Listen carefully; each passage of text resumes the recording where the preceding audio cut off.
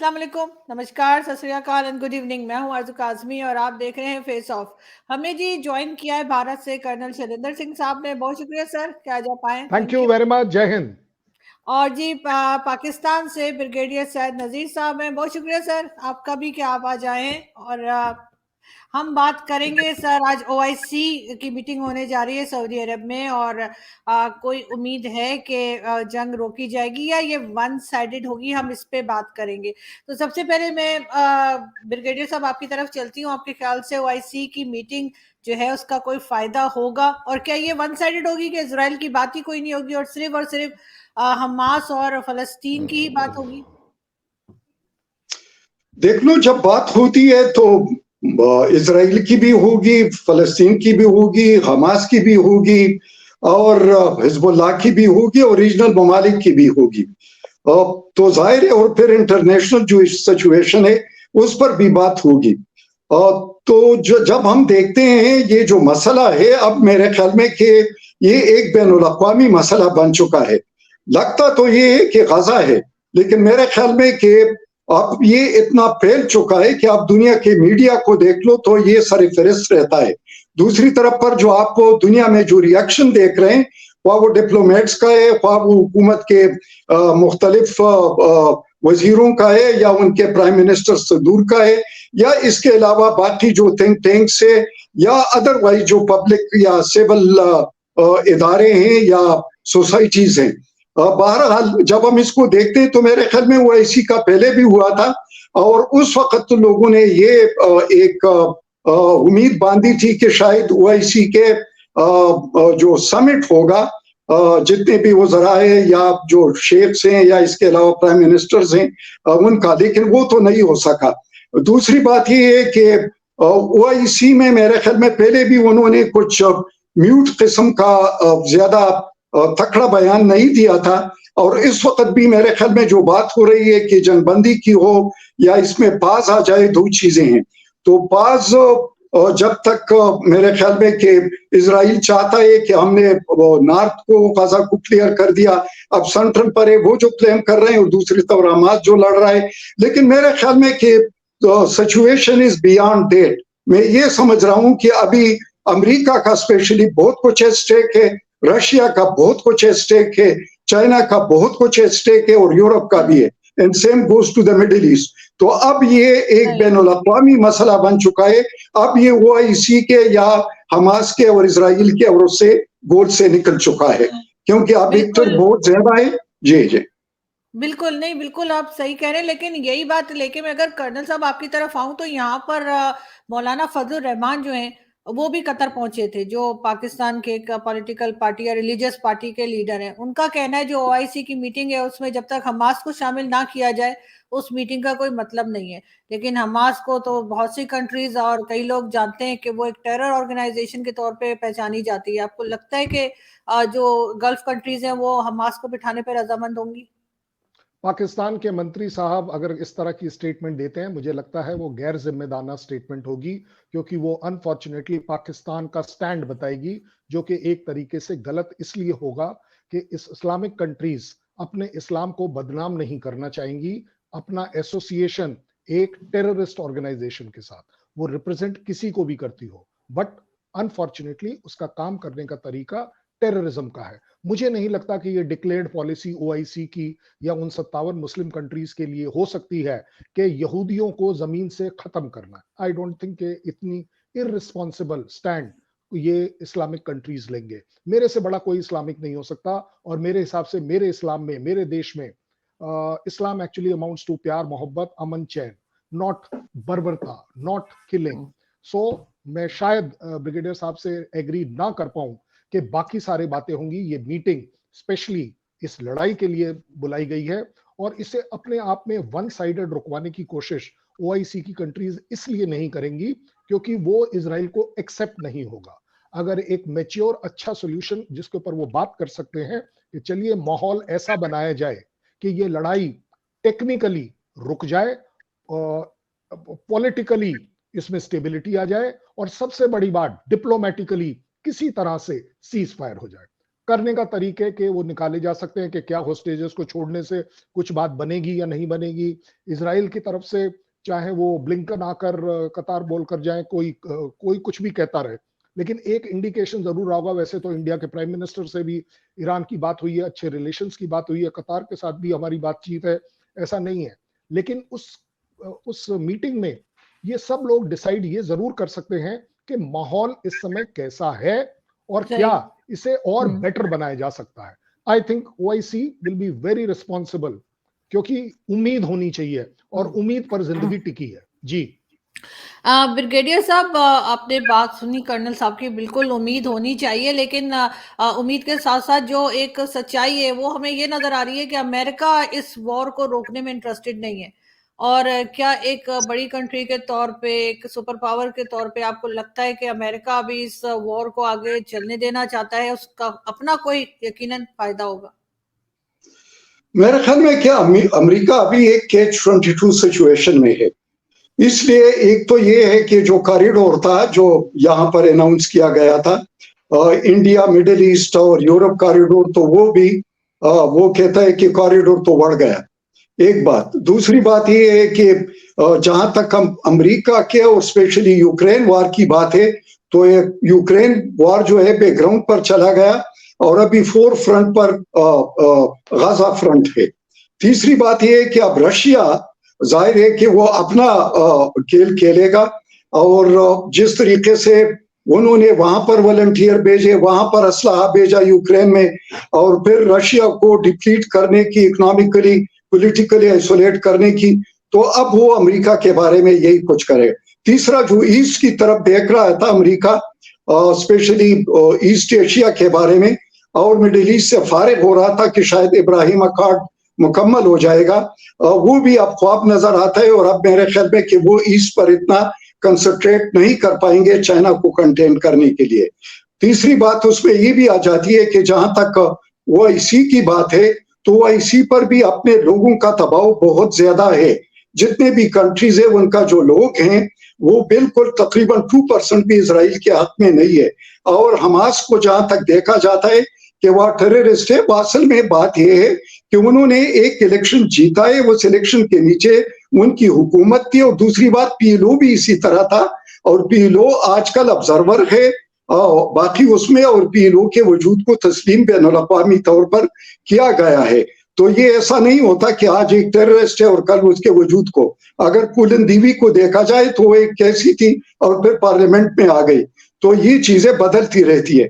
अगली बात यह आ जाती है कि जहां तक सीज फायर का या इन चीजों का ताल्लुक है, एक तरफा अमेरिका चाहता है या नहीं चाहता।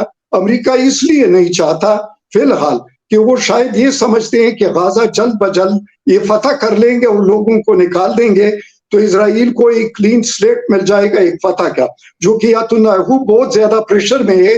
बिकॉज जो हमास ने हमला किया था उस पर बहुत सारे लोग उससे ना कि तुम्हारा इंटेलिजेंस और तुम्हारी इनविंसिबिलिटी और तुम्हारा जो सो कॉल्ड आयरन डोम था वो काफी शिकस्त का चुका है।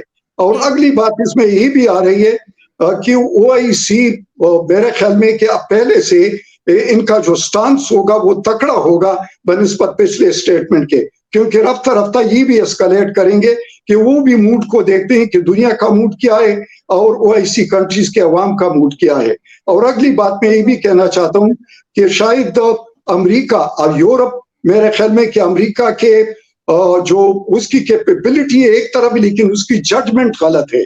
और उसकी जजमेंट जो है वो काफी क्रिटिकली अब उसको देखा जाता है कि एवरीवेयर दे गो, वियतनाम में जाए, अफगानिस्तान में जाने, इराक में जाए, जहां पर जाए तो वहां पर वापस आ जाते हैं और उनको मुंह की कहानी पड़ती है। तो ये जजमेंट इनकी गलत होती है, इसलिए इसका अपना जो बगल बच्चा है उसके बारे में जो जजमेंट है वो भी गलत साबित होगी। बिल्कुल, मैं कर्नल साहब आपकी तरफ चलूंगी, लेकिन जैसे ब्रिगेडियर साहब ने कहा कि वो जाहिर है वो मानने को तैयार नहीं है कि हमास जो है टेरर ऑर्गेनाइजेशन है। उसके साथ उन्होंने फुलन देवी और पता नहीं क्या कुछ बताया। क्या कहेंगे आप, वाकई में ऐसा है? I am very happy. मेरे पास एक बहुत बड़ा फैन क्लब है, आरजू फैन क्लब, जहां हम आरजू की तरफ बहुत प्यार मोहब्बत से देखते हैं, in spite of knowing it fully कि वो एक पाकिस्तान की अपनी बेटी है, फिर भी हम उसे अपनी बेटी समझते हैं। लेकिन समहाउ पाकिस्तान में फूलन देवी के भी लोग सपने देख रहे हों, ये अपने आप में एक अचीवमेंट हो सकती है। हालांकि फूलन देवी स्वर्ग से इस बात का बुरा मान जाएंगी कि ये प्यार मोहब्बत किसी के दिमाग पर इतनी छाई हुई है, which is actually quite surprising for us, but still thank you very much कि अगर कोई पाकिस्तान में फूलन देवी को याद कर रहा है, he must be having his own reason। अब आगे बात आपके मुद्दे की। मुद्दा ये था यूएस इसको एस्केलेट करेगा, लंबा खींचेगा या नहीं। मुझे नहीं लगता कि पाकिस्तान चाहेगा कि ये वॉर उसकी जमीन पर हो जाए। अगर उसका ऐसा इंटरेस्ट होना चाहिए स्ट्रैटेजिक, तो मैं जरूर जिम्मेदारी से कह पाऊंगा यूएस भी नहीं चाहता कि ये लड़ाई किसी भी तरह उसके अपनी जमीन पर हो जाए। मुझे नहीं लगता कतार भी ये चाहता है, मुझे नहीं लगता कि ईरान भी ये चाहेगा, मुझे नहीं लगता इराक भी ये चाहेगा, मुझे नहीं लगता सऊदी अरेबिया ये चाहेगा। आई डोंट थिंक एनीबडी, कोई भी वॉलंटियर नहीं कर पाएगा कि वो अपनी जमीन पर इस लड़ाई को ले। तो सबका इंटरेस्ट यही होगा, लड़ाई रहे तो रहे सिर्फ इजराइल, हमास और पैलेस्टीन, गाजा स्ट्रिप में भी, क्योंकि ट्रेडिशनली चलती आई है लेबनान, और बहुत ज्यादा खिंच जाए तो खिंच जाए इजिप्ट। क्यों? क्योंकि इन्हीं जगहों पर टेररिस्ट हिजबुल्लाह, पैलेस्टीन जिहाद और हमास ऑक्यूपाइड है, और इन सब के कौन सपोर्टर्स हैं उसमें किसी को कोई डाउट नहीं है। मुझे सिर्फ शक यहां हुआ, घबराहट यहां हुई कि आई डोंट नो पाकिस्तान अपना इस्लामिक बॉम्ब 50 ग्राम वाला क्यों इसके लिए बीच में डाल रहा है। He should have spoken about piece, कि यस हम पीस इनिशिएटिव में कोशिश कर सकते हैं। आई डोंट थिंक हमारे प्राइम मिनिस्टर ने ईरान से ये बोला होगा कि भाई साहब आप सारे के सारे टेररिस्ट को जो है ओन अप करो या डिसोन करो। उन्होंने ये जरूर बोला होगा कि we can work out and you should support, yes ये लड़ाई रुके।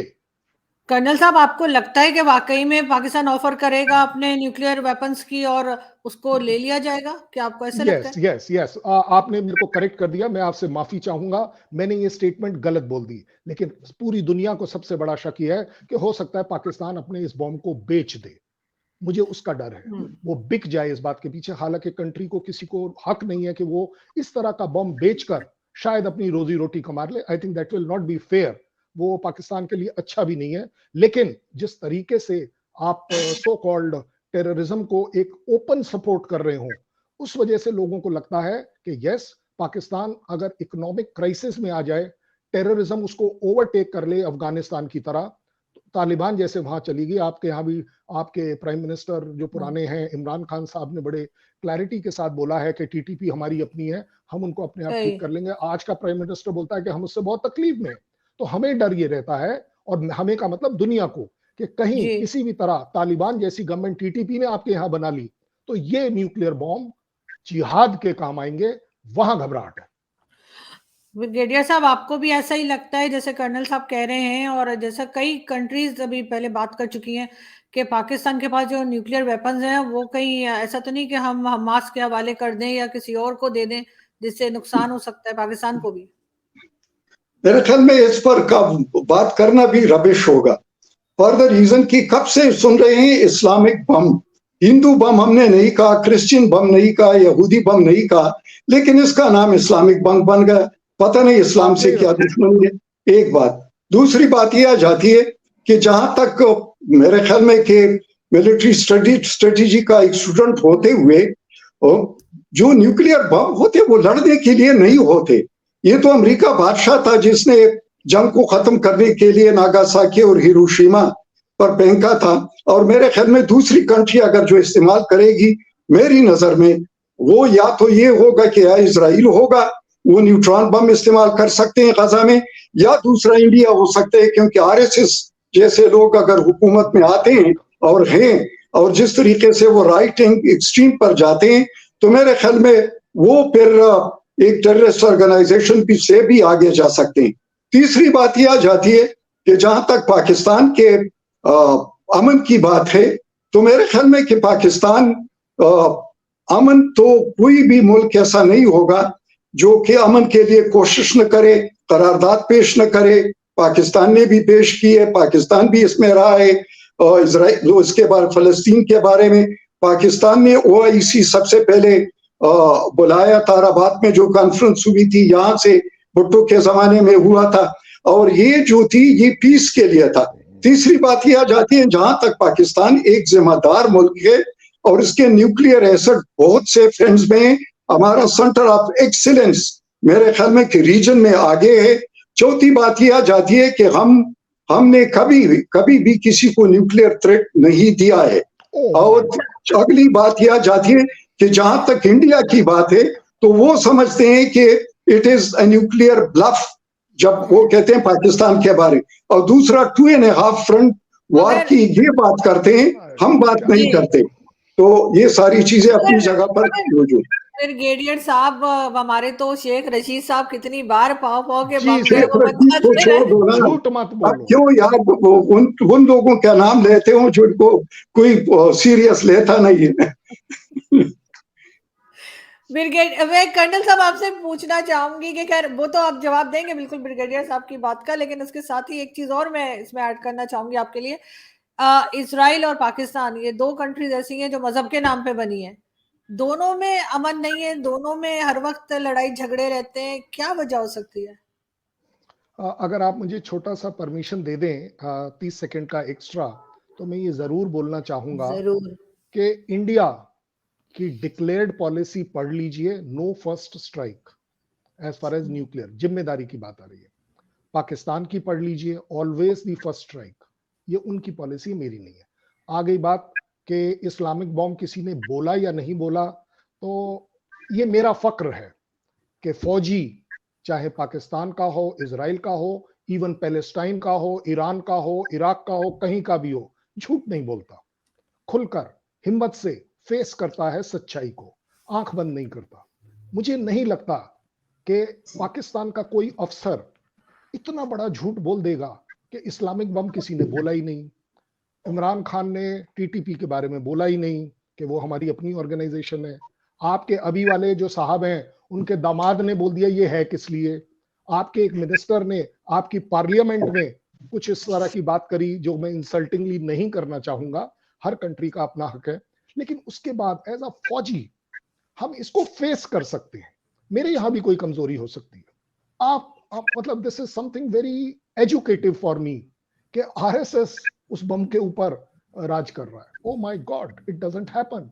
ये शायद अकेला सिंगल पाकिस्तान होगा जहां उसकी चाबी आपके चीफ के पास है, गवर्नमेंट की चाबी आपके आईएसआई के पास है, पूरी की पूरी सरकार आपकी आर्मी के पास है, आपकी इकोनॉमी का डाउनफॉल आपके लोगों ने कहा है, मैंने नहीं, कि यस ये पाकिस्तान की वजह से गिर रही है। पॉलिटिशियंस ने तो ये बोल दिया, आपका रिकॉर्ड पर है कि नवाज शरीफ ने बोल दिया इन्होंने मुझे पीछे से चाकू मार दिया मेरी अपनी आर्मी में। तो आप बताइए मैं किसको विश्वास करूं? क्योंकि ये जरूर है, ये मैं फक्र से कह सकता हूं, इनमें से कोई भी स्टेटमेंट हमारे ब्रिगेडियर नजीर ने नहीं दी है। इतनी इररिस्पॉन्सिबल स्टेटमेंट्स ब्रिगेडियर नजीर ने नहीं दी है। यस, आज वो अपनी कंट्री को डिफेंड जरूर करें, मैं चाहूंगा जज्बे को रखें, किसी भी तरह की कोई इंसल्ट अपनी कंट्री के बारे में ना सहें, लेकिन मुझे लगता है सच को सच्चाई से जरूर फेस करें कि आपका सो कॉल्ड इस्लामिक बम कितनी बार रेफरेंसेस में आ चुका है, इंडिया का कितनी बार आया, यह आप बता सकते हैं, क्योंकि आज आप पाकिस्तान से पहले ऐसे पैनलिस्ट होंगे जो हमें बता रहे हैं कि इंडिया का नंबर 1 है इजराइल। जनाब, इजराइल ने अपने मिनिस्टर को सैक कर दिया कि उसने न्यूक्लियर बम का नाम लिया। इसे कहते हैं जिम्मेवारी, इसे कहते हैं फक्र कि हम लड़ाई लड़ लेंगे, हम न्यूक्लियर बॉम्ब के बारे में बात कब करेंगे? ये आप बता दीजिए आरजू जी, क्या आपने सही नहीं सुना कि आपके पार्लियामेंट में पाव और आधा पाव की बात हुई थी? सच बताइएगा, अगर मैं झूठ हूं मैं आपके इस शो पर अपने आप को थप्पड़ मारने के लिए तैयार हूं अगर मैं झूठ नहीं, आप ठीक कह रहे हैं, आप ठीक कह रहे हैं, बात हुई है, और सिर्फ शेख रशीद ने नहीं, कई बार दूसरे पॉलिटिशियंस ने भी बात की है। अच्छा, अब कोई बात नहीं। अब जो कमेंट आया हमारे पैनलिस्ट से बड़ा अच्छा आया कि जी उनको कोई वो नहीं देता, आपके तो प्राइम मिनिस्टर को भी कोई कुछ नहीं कहता कि हुज इमरान खान, और इमरान खान ने कह दिया हुज नवाज शरीफ, नवाज शरीफ ने बोल दिया हुज मुशर्रफ। देखिए, गलतियां सबसे हो सकती हैं, लेकिन गलत बात करना आई थिंक हमें शोभा नहीं देता, और मोर द सो कि आर्मी वाले का कैरेक्टर झूठ बोलने का नहीं होता है, सच्चाई से सच को फेस करने का होता है। Thank you. मैं लास्ट कमेंट ब्रिगेडियर साहब आपकी तरफ कुछ कहेंगे आपके, वो जो बात कर रहे हैं कर्नल साहब, बिल्कुल हमारे यहाँ से कई पॉलिटिशियंस ने उठ के ऐसी बात की है और किसी को भी कोई सख्त जवाब नहीं दिया गया, ना मना किया गया, उल्टा अप्रिशिएट किया गया है कि अगर हम एटम बम की बात करते हैं और वेपन्स की। जी पार्लियामेंट का जो प्रोसीडिंग्स होती है वो किसी कोर्ट के उसमें भी नहीं आता, उसका अपना एक बिजनेस रूल ऑफ बिजनेस होता है। जहां तक अभी जो इनका मसला हुआ था कनाडा के साथ, तो इनका आई एम फॉरगेटिंग के पार्लियामेंटेरियन है या कोई है, वहां पर उसने कहा कि वी विल न्यूक कनाडा। तो ये मैं आपको लिंक निकाल दूंगा, आपको भिजवा दूंगा, क्योंकि कर्नल साहब को जब हम कुछ बात कहते हैं वो कहते हैं ये नहीं है। उस दिन मैंने वो सारे सबूत आपको भिजवाए थे कि इसको भिजवा दो और जरा पढ़ ले कि क्या अभी अमेरिका ने न्यूक्लियर सबमरीन खत्ते में भेजे हैं। तो वो गलत बात मेरी पहले भी नहीं थी, अब भी नहीं है। तीसरी बात ये है कि अगर बड़े मुमालिक इस किस्म की चीजें वहां पर पोजीशन कर रहे हैं तो ये मतलब है कि सिर्फ उसका एक मैसेज हो चाहे जो कन्वे करना पड़ता है। जहां तक इस्लामिक बम की बात है, तो इस्लामिक बम का नाम सबसे पहले किसने इस्तेमाल किया, जरा इसके ट्रेस में जाओ। दूसरी बात यह है कि एक किताब लिखी अब्दुल कदीर खान ने और इस्लामिक बम, उसमें उसका जिक्र है कि किस तरीके से इसको इस्लामिक बम के नाम से नाम किया। और इस पर पाकिस्तान में बहुत ज्यादा इतराज भी होता था कि भाई बम का कोई मजहब नहीं होता, तो हमारे बम को क्यों इस्लामिक बम कहते हो, अपने बमों को क्यों क्रिश्चियन बम या यहूदी बम या हिंदू बम नहीं कहते। ये बड़ा एक प्रोपेगेंडा था पाकिस्तान के उसके खिलाफ। जहां तक न्यूक्लियर उसकी बात होती है, तो मेरे ख्याल में ये एक किस्से और एक बेजार और एक किस्म का सती सोच और नहीं हो सकता कि भाई कोई कह दे कि भाई न्यूक्लियर बम किसी उसके टेररिस्ट ऑर्गेनाइजेशन स्मॉल उसके रेक गुरेगला उनके हाथों में पड़ सकता है। भाई इसका सिस्टम इस तरह नहीं होता। फॉर गॉड सेक ये बड़ा सेफ फेल मैकेनिज्म होता है। कितने उसके कोड्स होते हैं, वो कोड्स कहां पर रखे जाते हैं, किस तरीके से उसको लॉन्च किया जाता है, किस तरीके से उसके हिस्से मुख्तलिफ जगहों पर होते हैं, फिर उसको मेट करना पड़ता है, फिर उसके लिए टाइम चाहिए। ये ऐसा नहीं है कि भाई कोई ग्रेनेड पड़ा हुआ है और किसी ने पिन निकाल दिया और फेंक दिया। For god sake it doesn't fall, even if it fall it will be just a metal piece. तो ये प्लीज समझा करे, क्यों उन लोगों की तरह बात करते हैं जो नॉविस है। मैं बड़ी छोटी सी बात करूंगा आरजू जी, मैं 100% एग्री कर जाऊंगा आपके पैनलिस्ट से। जो 7th फ्लीट यूएस ने मूव किया था आपके फेवर में, क्या आज आप उसे कंडेम कर पाएंगे? आप पनडुब्बी आई है उसको कंडेम कर रहे हैं कि बड़े देश का मामला है। 7th फ्लीट को आपने क्यों वेलकम किया था? ये ऑन रिकॉर्ड है, ये ऑफ रिकॉर्ड नहीं है। अभी 2 सेकंड पहले मैंने आपको अपने आप को थप्पड़ मारने की सजा दी थी कि अगर मैं झूठ बोलूं, लेकिन लकीली आपने मुझे बचा लिया। आपने सच बोल दिया कि हाँ भाई ऐसी बात आपके पार्लियामेंट में हुई थी। Where is the problem? And I don't know आप इतना ज्यादा ऑब्सेस्ड क्यों हैं कि इंडिया और कनाडा और खालिस्तान इसके बीच में कहां से आ गया? There is no reason. ये सिर्फ आज इंडिया पोस्चरिंग कर रहा है, इंफॉर्मेशन वॉरफेयर कर रहा है कि अगर हमारे खिलाफ टेररिज्म से रिलेटेड हमने किसी को डिक्लेयर किया है, हम उसे जहां से आया है वहां जाकर मारेंगे अगर जरूरत पड़ती है तो। मैं इसमें साइड नहीं ले रहा हूं, गलत या सही नहीं बोल रहा हूं। आज हमारा स्टैंड ये है। आप बोल रहे हैं आपके प्राइम मिनिस्टर का दामाद खुलकर बोल रहा है कि ये बम किस लिए है, इसे क्यों नहीं इस्लामिक तौर पर इस्तेमाल किया जा सकता। आप सही बोल रहे हैं, यहूदी नहीं बोलते, इंडियंस नहीं बोलते, यूएस वाले क्रिश्चियन बम नहीं बोलते। पता क्यों नहीं बोलते? वो जिम्मेदारी से बात करते हैं। जो देखिए, गलत मत मानिएगा, इसको एक हिंदी में कहावत होती है जो गलत तरीके से प्रोड्यूस होती है कि गली का, ये जो न्यूक्लियर वाली गली का सबसे कमजोर डैश डैश सबसे ज्यादा जोर से भौंकता है। ये एक्चुअली वो वाला केस हो जा रहा है। इजराइल ने अभी तक, एक बंदे ने बोला, उन्होंने उसको अभी इजराइल तक लिमिट रखेंगे। क्यों आपस में हम एक दूसरे को ब्लेम करें या काउंटर ब्लेम करें? सच्चाई को फेस कर रहे हैं कि ये बॉम्ब्स ऑफ डिटरेंस हैं। 7th फ्लीट, जेराल्ड, आइजनोवर, ये सब वेपन्स ऑफ डिटरेंस हैं। 7th फ्लीट आपके यहां मूव कर आ गया बीच में, तो आपने बल्ले बल्ले कर ली। आप एक बार कंडेम नहीं करेंगे। आज आप लंबी चौड़ी इसलिए बोल रहे हैं क्योंकि यूएस ने पाकिस्तान को अपनी गोद से उतार कर थोड़ा सा चलने के लिए बोला है कि आप अपने आप चलें। आपको मुझे गोद में उठाकर रखने की जरूरत नहीं है, आज आप उसको गाली दे देते हैं। ये देखिए अच्छी बात नहीं है। क्यों? एहसान फरोमोशी नहीं होनी चाहिए। मैं आज भी कहता हूं कि रशिया इस लड़ाई के अंदर नहीं उतरेगा, वो उसके हैंड्स आर ऑलरेडी फुल। उसके लिए चाइना है, जो चाइना कराएगा जो भी काम। अब आप ये मत कह देना कि चाइना सबसे बड़ा धर्मात्मा है, धर्म यूनिटी ऑफ वर्ल्ड है, द पीस ऑफ वर्ल्ड है। यू ऑल्सो नो इट कि आपके यहाँ सीपैक के नाम पर उसने क्या क्या कर दिया, क्या क्या नहीं कर दिया। आपके यहाँ उसने ईद कितनी अच्छे से मनाई या नहीं मनाई, ये तो आप लोगों को भी पता है।